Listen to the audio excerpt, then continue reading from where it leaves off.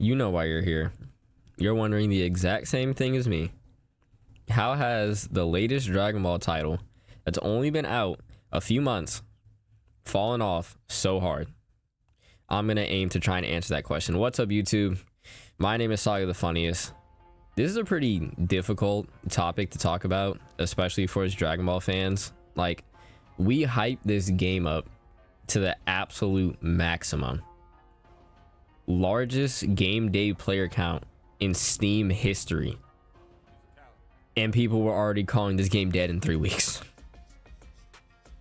I made a video pretty much doom posting the future of this game if the devs refuse to change anything. And looking at that video now, I was kind of right.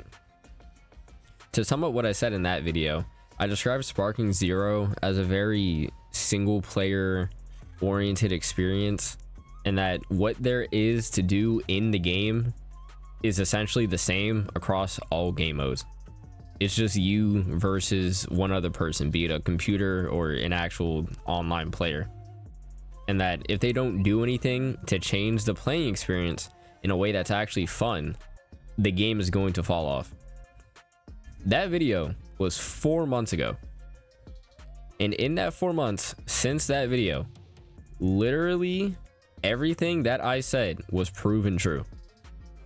And in that 4 months, we've gotten one gameplay update and one DLC update. That's it.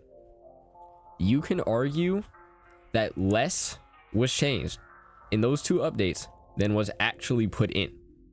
There are features in the game today still that remain untouched.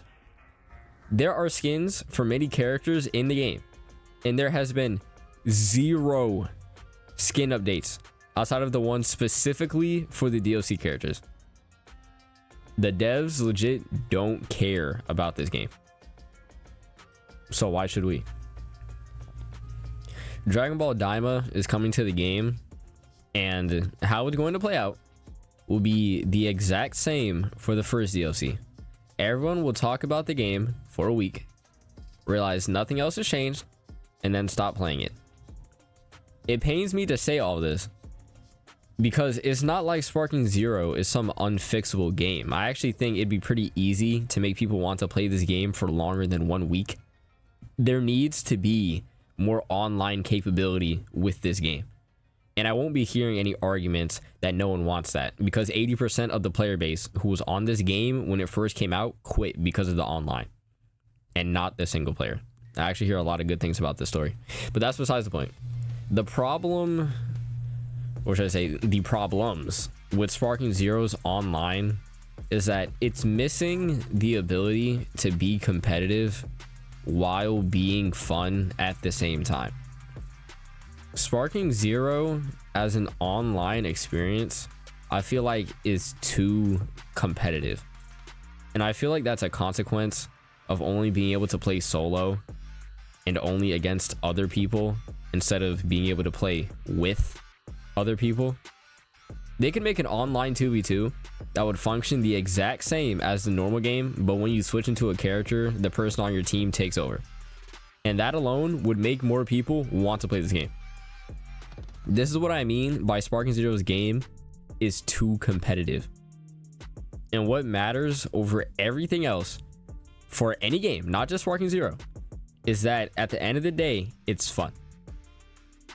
Sparking Zero doesn't need to be a completely different game in order to be playable again, but leaving it in the state that it's in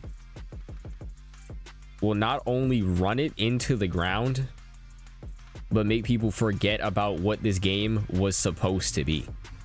Now, I could talk about annoying aspects within the gameplay itself, but what matters more is the overarching gameplay, the features that define the game.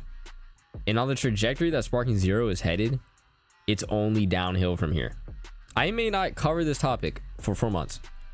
I may not make a single video talking about any of the problems with Sparking Zero for 4 months, just to see how the game changes within that time frame.